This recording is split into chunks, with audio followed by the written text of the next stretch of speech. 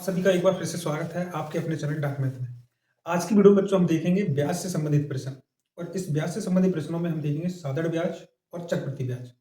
इन दोनों ब्याजों पर जो समय पूछा जाता है, समय निकालने वाले जो प्रश्न आते हैं, अगर आप आज की वीडियो को कंप्लीट देख लेते हैं तो मुझे लगता है ये समस्या हमेशा के लिए खत्म हो जाएगी। तो देरी ना करते हुए स्टार्ट करते हैं आज का सेशन। चलिए बेटा, समझ गए होंगे हम क्या पढ़ेंगे। तो हम बारी बारी से पढ़ेंगे। पहले साधारण ब्याज का समय निकालना सीखेंगे और उसके बाद हम चक्रवृद्धि ब्याज का समय। बाकी तो आप जानते ही हैं कि जो साधारण ब्याज होता है, साधारण ब्याज बराबर मूलधन गुणा दर गुणा समय बट्टे 100। अभी हो गया। अगर आप यहाँ से समय निकालते हैं तो समय बराबर आप जैसे निकालेंगे तो साधारण ब्याज गुणा 100 और बट्टे में आ जाएगा मूलधन बट्टे दर गुणा में दर। तो आपने दोनों चीजें देख ली हैं।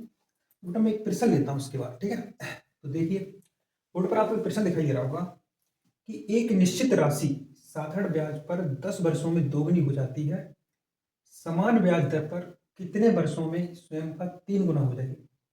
मैं बेटा पहले आपको शॉर्ट भी बता दे रहा हूँ और डिटेल भी बता दूंगा, एक ही प्रश्न में केवल। उसके बाद में बेटा सारे प्रश्न शॉर्ट ही कराऊंगा। देखिए बेटा, मैं पहले इसको शॉर्ट बता के दिखाता हूँ। कोई धनराशि है जो 10 वर्षों में दोगुनी हो रही है। ऐसे समझिए कि आपका मूलधन अगर 1 रुपया है तो बेटा ये 2 रुपया हो गया है, पर यहां से यहां तक जो समय लगा है वो 10 वर्ष है, 10 ईयर। आगे कह रहा है कि वो समय ज्ञात कीजिए जब ये 3 गुना हो जाए, यानी कि 1 से कितना हो जाए बेटा, 3 हो जाए। और ये 1 से 3 होगा तो आपको केवल समय बताना है कि यहाँ समय कितना आएगा। मैं आपसे एक छोटी सी बात ये पूछना चाहता हूँ, अगर ये मूलधन है और ये मिश्र धन है तो मुझे आप ये बता दो ब्याज कितनी आएगी। तो आप बोलेंगे 1 रुपया। यहाँ से ब्याज 1 रुपये तो मिलेगी क्योंकि 1 रुपये का इसमें ब्याज जुड़ा हुआ, तभी 2 रुपये हुआ। ऐसे मुझे बताओ, अगर ये 1 रुपया ये 3 रुपया है तो यहाँ से ब्याज कितनी आएगी। तो आप बोलेंगे सर यहाँ से 2 रुपया। आपको बेटा इस वाले का पूरा डाटा पता है, इसका डाटा पूरा नहीं पता है। तो आपको क्या करना है, तुम बताओ यहाँ की ब्याज कितनी है 1 और यहाँ की ब्याज कितनी है 2। तो आप कुछ नहीं करेंगे, आप 1 की तुलना कर दो 2 से। 1 की तुलना कर दो 2 से। 1 की तुलना 2 से क्यों करेंगे, क्योंकि ये वाला डाटा में सब पता है। और बेटा मुझे ये पता है कि पहले समय कितना लगता था 10, और मुझे ये वाला समय निकालना है, तो इसी समय को निकालने के लिए इस 10 का गुणा यहाँ कर दो। तो मैं कह सकता हूँ 3 गुना होने में 20 वर्ष लग जाएंगे। शायद हो सकता है पहले सवाल से ना क्लियर हुआ हो। मैं आपको एक बार डिटेल बताता हूँ, ठीक है।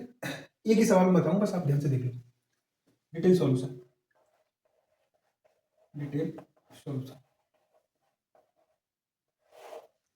आपने बेटा ब्याज का तो फॉर्मूला पढ़ा ही है कि ब्याज बराबर होता है मूलधन गुणा दर गुणा समय बट्टी में आता है 100। बस अब मैं कंडीशन यहाँ लगा के दिखाता हूँ कैसे समय निकलेगा।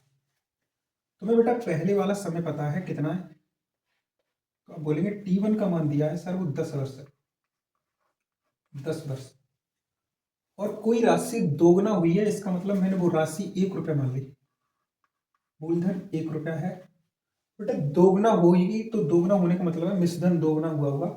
मिश्र धन अगर 2 रुपया है तो ब्याज यहां से कितना आया होगा। आप बोलेंगे ब्याज आया होगा 1 रुपया। बेटा बात को समझने की कोशिश करिए। जैसे वो राशि अगर 1 रुपया है और 2 रुपये हो गई है तो ब्याज कितनी मिलेगी, 1 रुपये मिलेगी ब्याज। और मैं यहां से आपसे ये पूछना चाहता हूं, केवल आप मुझे दर बता दो, अगर फॉर्मूलास करना चाहते हैं तो आप ये सारा मान उठा के इसमें रख देंगे। एस आई की जगह कितना आ जाएगा 1, मूलधन की जगह 1, दर आपको पता नहीं है, समय आपका 10 है, और बट्टी में आएगा बेटा 100। और एक जीरो से जीरो कट जाएगा और ये वाला 10 इधर पहुंच जाएगा, तो आप कह देंगे आर का मान 10 आ गया सर। आर का मान क्या आ गया 10। अब हमें दूसरे डाटा तक पहुंचना। वो राशि 3 गुना हो जाए। अगर वो राशि 3 गुना होगी तो राशि हमने मानी है 1 रुपया। बेटा 3 गुना हो जाएगी, इसका मतलब ब्याज आएगा 2 रुपया। ब्याज कितना आएगा 2 रुपया।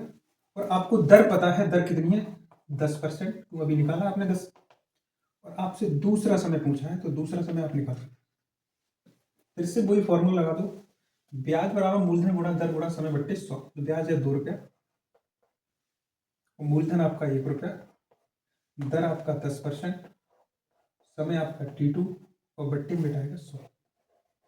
ध्यान से देखिए, जीरो से जीरो कट गया, इस 10 का गुणा यहाँ हो जाएगा। तो मुझे बताओ T2 का मान कितना आ जाएगा। तो आप बोलेंगे T2 बराबर आ गया 20 वर्ष। बच्चों फिलहाल आपको इस सॉल्यूशन को पेपर में करने की कोई आवश्यकता नहीं है। मैं आगे की और सवाल लेता हूँ और इसको बेटा इतना दिमाग में बैठा दूंगा कि कभी नहीं निकलेगा। वीडियो को पॉज करिए, बढ़ते हैं अगले प्रश्न की तरफ। चलिए बेटा, बढ़ते हैं बेटा अगले प्रश्न पर। बस बेटा पेशेंस बना के बैठे रहना, ये कॉन्सेप्ट बेटा दिमाग में बिल्कुल बैठ जाएगा, परेशान मत होना बस।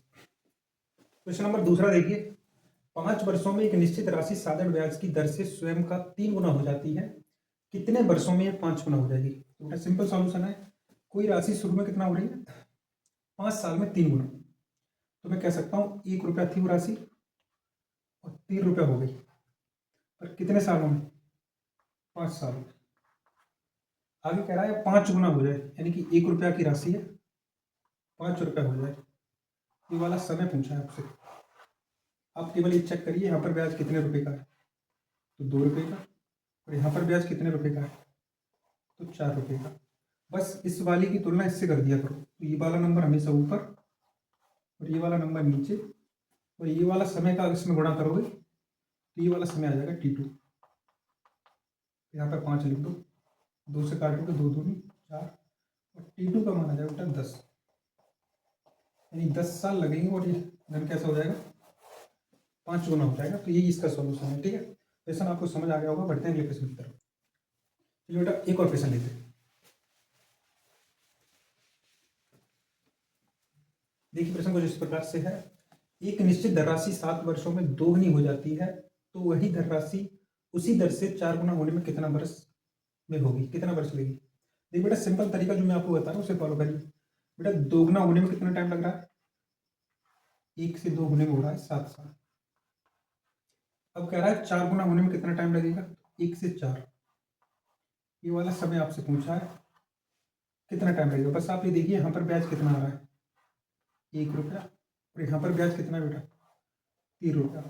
इस 3 रुपया की तुलना इससे करोगे तो 3 की तुलना 1 से कर दो, इस वाले समय को हमेशा गुणा में लगा दो, इस प्रकार बेटा जो निकल के आएगा वो 21 वर्ष आएगा। तो आपका जो आंसर बनेगा वो होगा 4 गुना होने में 21 साल लगेंगे। प्रश्न बेटा आपको समझ आ गया होगा, बढ़ते हैं अगले प्रश्न की तरफ। तो बेटा एक प्रश्न और बोर्ड पर दिखाई दे रहा होगा, उसको देखिए। अगर आप ये वीडियो एंड तक देखते बेटा तो मुझे नहीं लगता है आपको ये कॉन्सेप्ट कभी दिक्कत करेगा।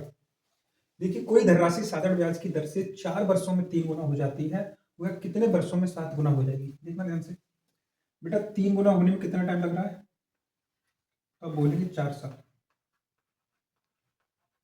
4 साल।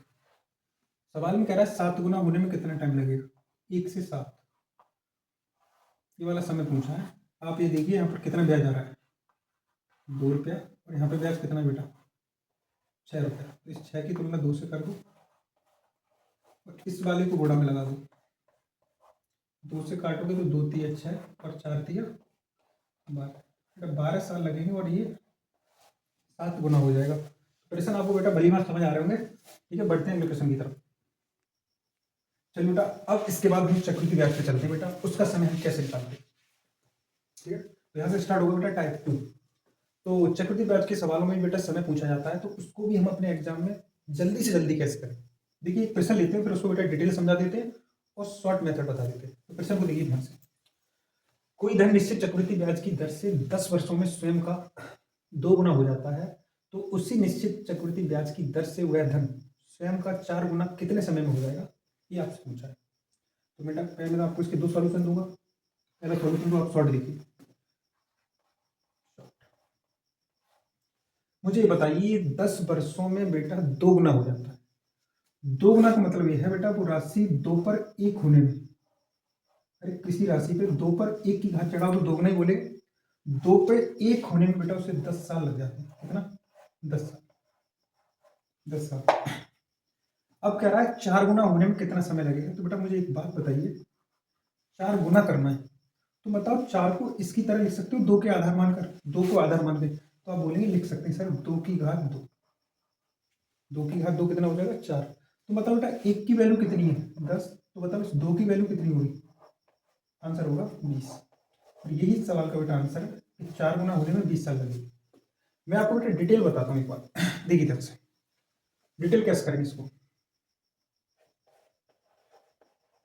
डिटेल आप मुझे केवल इतना बताइए कि चक्रवृद्धि ब्याज में जो मिश्रधन का फॉर्मूला होता है वो होता क्या है। तो बोलेंगे amount is equal to principal 1+r/100 और इसकी घात n आती है। पहली कंडीशन ये है सवाल में कि 10 वर्षों में 2 गुना हो जाता है। अब 10 वर्षों में 2 गुना हो जाता है, इसका मतलब ये है कि अगर प्रिंसिपल आपका 1 रुपया है तो बेटा अमाउंट आपका 2 रुपया आता है और समय आपका बेटा 10 वर्ष है।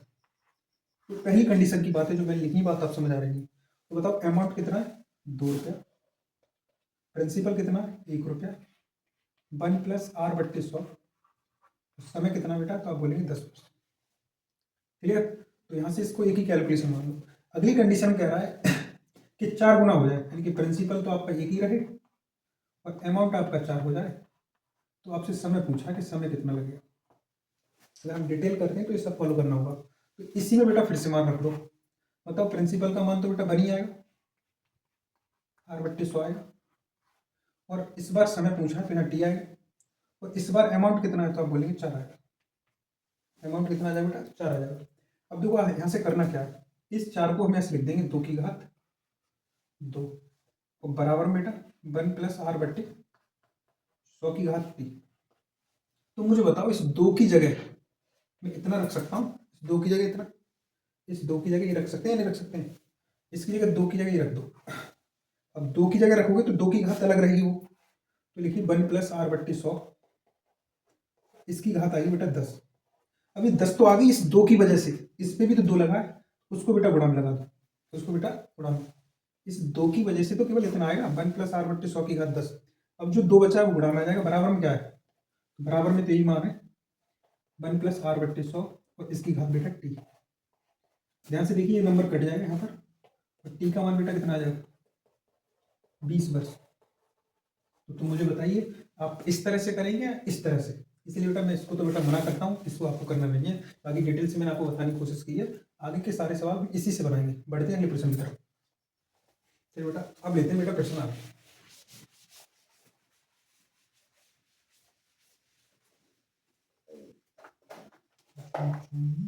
देखिए बेटा प्रश्न कुछ इस प्रकार से दिया है, कोई धन निश्चित चक्रवृद्धि ब्याज की दर से 5 वर्षों में 3 गुना हो जाता है, तो उसी निश्चित चक्रवृद्धि ब्याज की दर से वह धन स्वयं का 21 गुना कितने समय में हो जाएगा। देखिए बेटा सिंपल तरीका है, करना क्या है, 3 गुना, 3 गुना का मतलब बेटा यह है 3 की घात 1 लेने पर इससे बेटा 5 साल लग जाते हैं। ध्यान से देखना, 3 की घात 1 करेंगे तभी तो 3 गुना आएगा। आगे कह रहा है 81 गुना, 81 गुना। बेटा मैं आपको एक चीज समझाऊंगा, यहाँ पर समझने वाली बात ये है, जैसे यहाँ 3 की घात 1 आई, यहाँ 3 की घात 1 आई, तो आप 81 को भी ऐसे लिखिए कि 3 की घात में आ जाए। 81 को जब भी 3 की घात में लिखते हैं तो 3 की घात 4 आता है। अब मुझे बताओ 1 की वैल्यू कितनी है, 5, तो बताओ बेटा 4 की वैल्यू कितनी हो जाएगी, तो 5 और 20 हो जाएगी। और ये इस सवाल का बेटा आंसर है कि 20 साल में 21 गुना हो जाएगा। प्रश्न बेटा समझ आ गया होगा। ठीक है, बढ़ते हैं अगले प्रश्न की तरफ। चलिए बेटा एक और प्रश्न देखिए। देखिए प्रश्न कुछ इस प्रकार से है, कोई राशि चक्रवृद्धि ब्याज की दर से 3 वर्षों में 8 गुना हो जाती है, कितने वर्षों में 16 गुना हो जाएगी। 16 गुना निकालना है तो बस सिंपल ये देखिए, हम 8 गुना को बेटा कम से कम आधार मान के क्या लिख सकते हैं। ऐसा मत सोचना आप ऐसे लिख दो 8 की घात 1, लिख सकते हो, पर तो बेटा 16 को कभी लिख सकते हो 8 की घात में, नहीं लिख सकते हो ना। बेटा ऐसा मत करना आप, ठीक है। आपको ऐसा सोचना है कि मैं 8 को छोटी घातों में क्या लिख सकता हूँ, तो आप बोलेंगे 2 की घात 3, 2 की घात 3, यानी 2 की घात 3 होने में बेटा समय कितना लग जाता है, 3 वर्ष लग जाते हैं, 3 वर्ष। अब कह रहा है 16 गुना होने में कितना टाइम लगेगा, तो 16 को बेटा 2 की घात में लिख के पाओ तो 2 की घात 4 लिखोगे, 2 की घात कितना लिखोगे 4। अगर 3 का मान 3 है तो 1 का मान कितना आएगा, 1 आ जाएगा, 1 का मान 1 आ जाएगा। अब जब 1 का मान ही 1 है तो 4 का मान कितना आ जाएगा, 4 आ जाएगा। बच्चों बात को समझने की कोशिश करिए, मैं कह रहा हूँ 8 गुना होना यानी 2 की घात 3 होना, 2 की घात 3 होना। अब 2 की घात 3 होने में 3 ही साल लगते हैं, तो 3 का मान 3 है तो 1 का मान 1 आ जाएगा। फिर ऐसे मुझे बताओ 1 की वैल्यू 1 है तो 4 की वैल्यू 4 आ जाएगी। तो इस सवाल का आंसर होगा 4 वर्ष। बढ़ते बेटा अगले प्रश्न की तरफ। चलिए बेटा एक प्रश्न और लेते हैं इसमें। प्रश्न कुछ इस प्रकार से दिया है, कोई राशि चक्रवृद्धि ब्याज की दर से 10 वर्षों में 3 गुना हो जाती है, यह कितने वर्षों में 243 गुना हो जाएगी? बेटा सिंपल तरीका जो मैंने बताया उसी लगाइए। 3 गुना हो रही है यानी 3 की घात 1 होने में 10 साल लग रहे हैं, 10 साल। अब 243 गुना की बात कर रहा है। आपको बेटा अगर बिल्कुल भी तभी नाम की चीज ना हो तो ऐसा करना, 243 को आप ऐसे काटिए, ऐसे मैं बता रहा हूँ ये 3 की घात 5 आएगा, फिर भी आप काट लो 3 से, 8 24, 3 एकम 3, 3 से काटोगे तो बेटा 27, और फिर 3 से काटोगे तो 9, और फिर 3 से काटोगे तो 3, और फिर 3 से काटोगे तो 3। आप चेक करिए 3 कितनी बार आया, तो 3 बेटा 5 बार आया है, बस खत्म सवाल। अगर 1 की वैल्यू 10 है तो 5 की वैल्यू 50 होगी, तो बेटा 50 साल में बेटा 243 गुना हो जाएगा। प्रश्न बेटा बहुत अच्छी तरह समझ आ रहा है, बढ़ते हैं अगले प्रश्न की तरफ।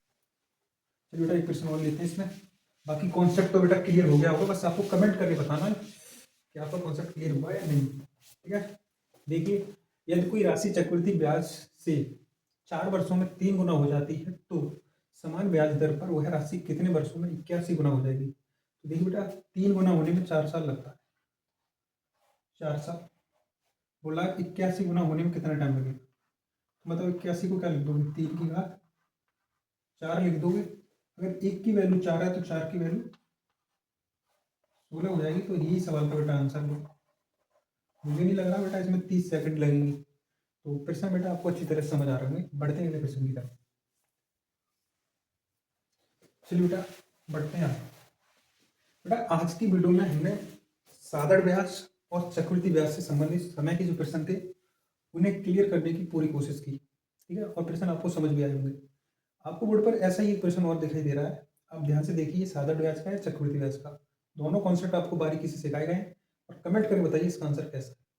ठीक है, तो वीडियो का एंड बेटा यहीं पर करते हैं, मिलते हैं इसी प्रकार की एक और वीडियो में। तब तक के लिए थैंक यू फॉर वॉचिंग।